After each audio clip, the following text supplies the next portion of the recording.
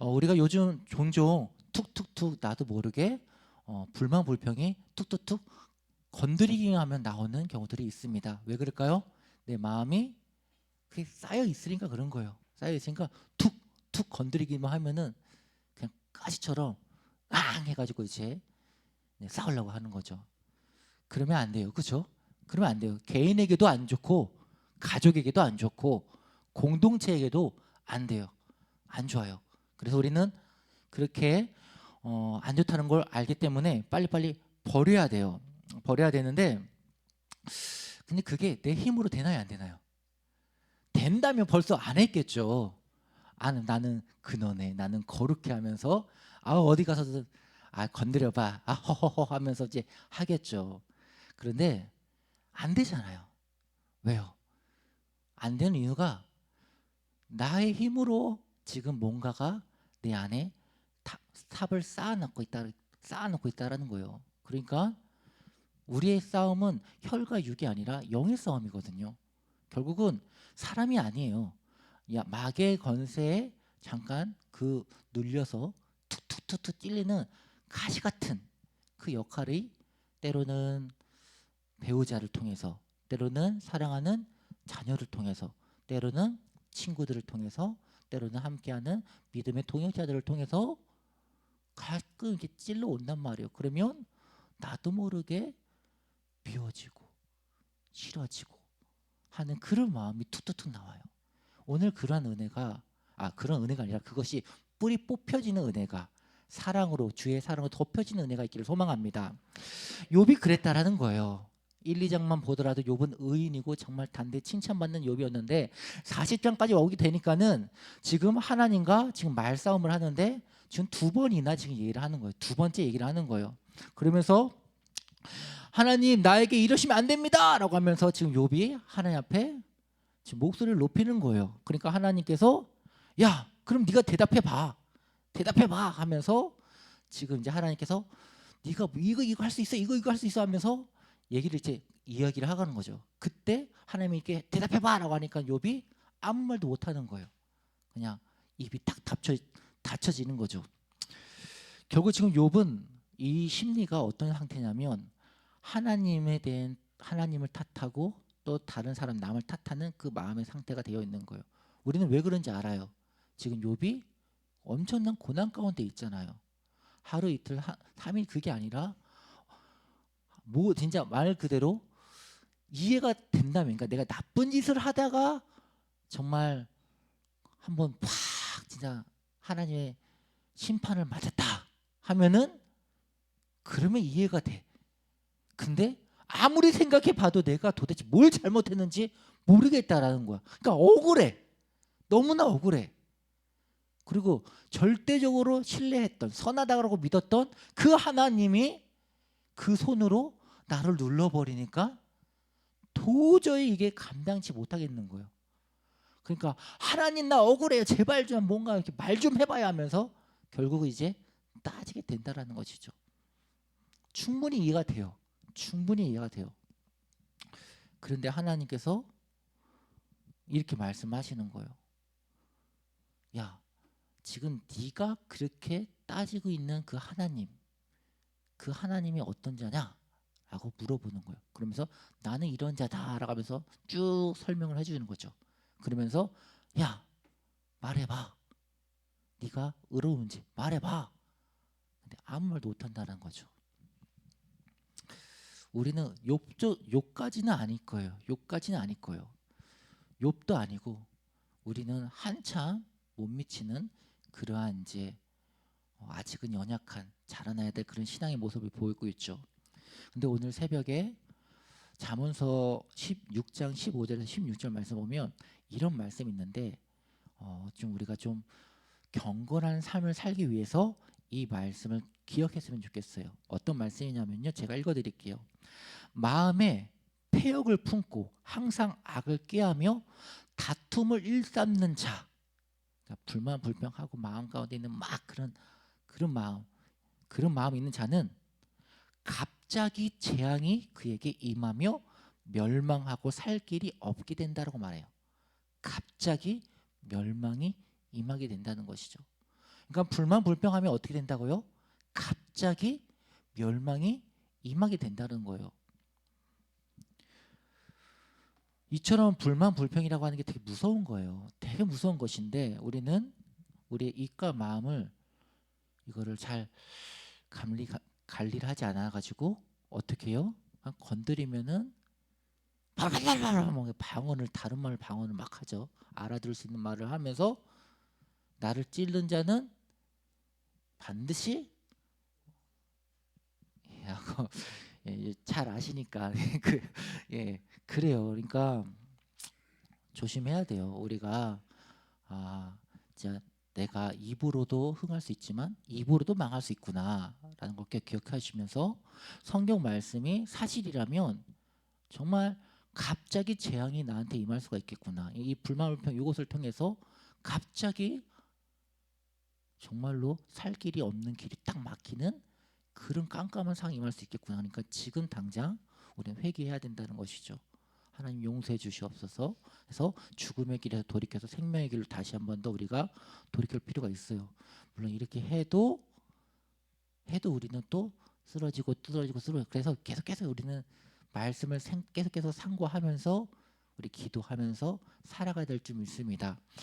그렇게 해야 되고 또 다시 이제 우리가 또 8절부터 14절 내용을 보면 이 말씀은 천지를 창조하시고 다스리시는 하나님이 진토와 같은 우리의 인생을 위해서 일하시는 내용에 대해서 얘기를 하고 있는 거예요. 그래서 하나님은 욥에게 스스로 너를 구원할 수 있냐? 네가 스스로 너를 구원할 수 있냐? 하면서 이제 입증해 보라라고 말을 하십니다. 그러면서 욥이 어리석다라고 지금 결론 얘기를 하고 있는 거예요.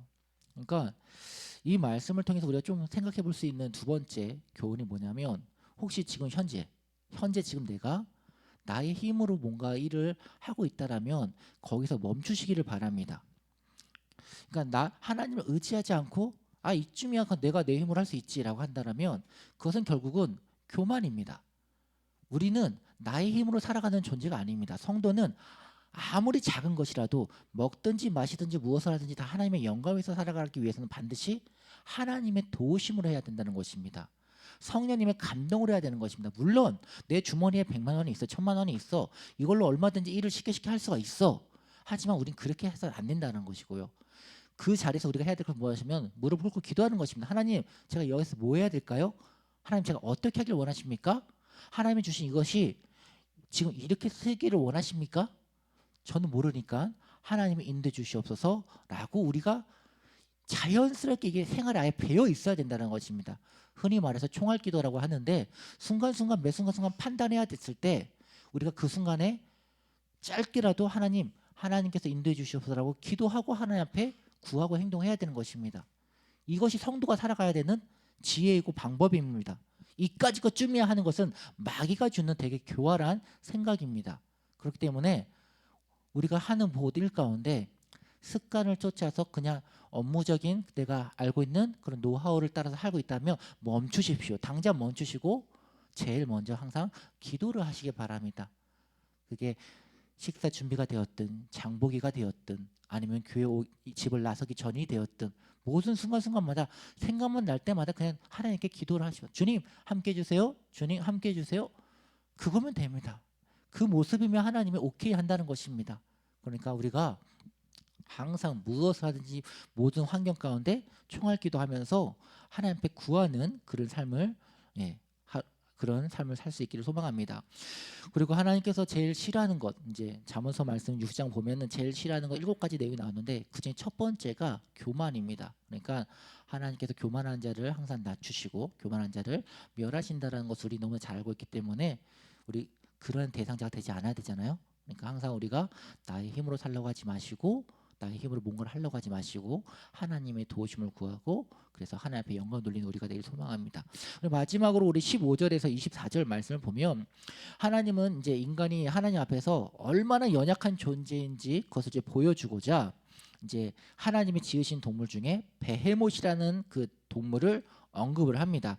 이 베헤못이 정확하게 무엇인지에 대해서는 좀 뭔가 좀 잘 와닿지 않아요. 그러니까 15절 보면은 이제 이게 베헤못이 소같이 풀을 먹는 건데 근데 여러분 이거를 어떤 이제 해석은 이제 하마라고도 하거든요. 근데 여러분 하마 어떻게 생겼는지 아시잖아요. 근데 하마 꼬리가 보니까 17절을 보니까 그것이 꼬리 치는 것이 백향목을 흔드는 것 같고라고 되어 있어요. 그러니까 여러분 생각해 보세요. 하마가 꼬리를 치면 백향목처럼 큰 나무가 그냥 막 우르르 우르 막 부러질 만큼 그렇게 흔들릴까요? 예, 그 뭐 하마 꼬리라 해봤자 이 정도밖에 안 됐는데 이거 갖다 이렇게 딱 잡아자 뭐 백향목이 그게 뭐 깐죽이게 하겠습니까? 앞에 뭐 그냥 착 스크래치 나면 뭐 그 정도만 나겠죠. 그러니까 하마라기보다는 공룡이라고 보시면 돼요. 여러분 그 이렇게 이렇게 초식 동물인데 어마어마하게 큰 동물 있잖아요. 혹시 여러분 둘리 아십니까? 초록색 아기 공룡 둘리라고 했던 그 둘리의 그 어머니 엄마가 어마어마하게 큰 그 초록색 동물 있잖아요. 그러니까 그 공룡이 꼬리를 한번 훅 하면은 뭐 백향목 나무야 뭐 그냥 쓸어버릴 정도로 예 그게 힘이 있지 않겠습니까? 그러니까 공룡이라 생각하신다면은 예 나머지 있는 부분들이 충분히 이해가 되실 겁니다. 그리고 성경에 공룡이 어디 있어요? 할머니 성경에 공룡이 어디 있어요?라고 하면 이 욥기 요 40장 내용을 좀 보여주면서 야 성경에 봐라 예 공룡도 나와 있다 하면서 예, 여러분도 한번 또 얘기도 어쨌든 예 그렇게 기억해 주시면 되겠습니다. 그러니까 지금 재미난 게 뭐냐면 이 베헤못이라고 하는 이 동물, 그러니까 공룡이라고 하는 이 동물에 대해서 하나님이 창조한 목적이 있다라는 거예요. 이렇게 힘이 센 동물을 내가 만들었다라는 게 포인트가 아니라 그만큼 너는 약한 존재다. 더 나아가서는 하나님을 그래서 네가 의지해야 되는 존재다라는 것을 알려주기 위해서 이런 공룡을 만들었다는 것이죠. 이걸 좀 더 얘기를 다르게 해보자면 이 세상에 보면은 악한 사람들이 악한 권력 갖고 있는 사람들이 잘 나가는 것 같고 그들이 건세가 정말로 영원할 것 같이 보여진다라는 것이죠. 마치 그들의 모습도 이 베헤모처럼 큰 이제 힘에 권력에 보여진다라는 거예요. 근데 그 부분에 있어서 그럼 우리가 그걸 보고 뭘 해야 되냐? 똑같아요. 아, 하나님을 의지하면 되는 거구나. 그걸 인식하면 된다라는 거예요. 그러니까 우리가 삶 가운데 세 번째 우리가 이 말씀 욥을 통해서 알 수 있는 그 부분은 언제나 하나님을 의지하는 그런 신앙의 모습으로 우리가 살아가자라는 것입니다. 근데 실제 우리 삶에서는 하나님 이것만은 안 돼요라고 하는 그런 모습들이 있어요. 다른 건 다 가져가도 하나님 이것만은 안 돼요. 이것만큼은 제가 좀 힘듭니다. 이것만큼은 허락해 주세요라고 하는 그런 게 있으니까 내가 끝까지 내려놓지 못하는 그런 의지하는 그것이 있는데 그것을 내려놓아야 한다라는 것입니다. 그것까지도 내려놓고 오직 하나님만 의지하는 것 그것만이 우리에게 살 길이라는 것입니다. 그래서 오늘 근데 그것이 나의 힘으로 안 돼요. 나의 어떤 결단, 나의 의지 이걸로 하면 결국은 또 바리새인의 의가 되는 거예요. 나의 교만이 되는 것이고 다른 사람을 정죄하는 것밖에 되지 않습니다. 그렇기 때문에 성령님 도와주시옵소서. 성령님께서 내 마음을 이것을 자연스럽게 온화하게 하나님 주의 마음으로 변화시켜 주셔서 하나님 원하시는 뜻대로 나를 빚어주시고 하나님의 영광 받으시옵소서. 이 싸움을 하는 것입니다. 말씀을 정리하겠습니다. 욥은 스스로 의롭다고 여기고 하나님께서 나한테 이럴 수 없습니다라고 그렇게 원망했습니다. 그러자 하나님께서는 욥에게 사람이 자기의 의로 자신을 구원할 수 있는지 반문하면서 교만한 욥을 탓하십니다. 우리도 종종 내 마음에 좋지 않으면 하나님을 원망하기도 합니다. 그런 이제 우리의 연약한 모습을 하나님께서 동일하게 꾸짖는 것이죠. 하나님이 욥에게 피조물 중에 가장 강한 이 베헤못 이제 공룡으로 추측되는 이 베헤못조차도 감당하지 못하는 연약한 존재가 바로 우리라는 것을 기억하게 하면서 우리가 하나님만 바라볼 수 있도록 가르쳐 주십니다. 내가 뭐 하나 잘난 뭐 하나 하면 잘난 척 하는데 잘난 척 하지 마시고 그래봤자 전쟁 나고 포탄 터지면 도망가잖아요. 숨고 벌벌 떨고 그런 제일 먼저 도망갈 사람이 저희 아니겠습니까? 예, 그러니까 연약한 존재입니다. 그러니까 너 잘났다 나 잘났다 할 거 없이 우리 다 똑같이 예, 도토리 키즈가 아닌가 싶습니다. 그러니 우리가 서로 도토리끼리 모여가지고 우리 즐거운 하나님 나라를 세워갈 수 있기를 소망합니다. 예, 우리 아까 전에 너무 은혜가 되어서 가사가 오늘 그 선곡하는 그 찬양 그 간사가 고난의 잔을 피하지 않으며 눈물로 가득 채우리라 기도로 가득 채우리라 하면서 너무 이제 오늘 설교의 내용과도 되게 중요한 맞춰져서 또 성령님께서 이렇게 또 예비하신 찬양이시구나 생각되어졌는데, 예, 폭풍 같은 그런 고난이 찾아와도, 그래서 그 고난이 찾아왔다면 100% 하나님께서 그것이 우리한테 필요하니까 주신 거라고, 우리가 그 하나님의 섭리를 믿으시면서 그 고난의 시간을 지혜롭게 잘 견뎌내시면서 하나님 앞에 영광 돌릴 수 있기를 소망합니다.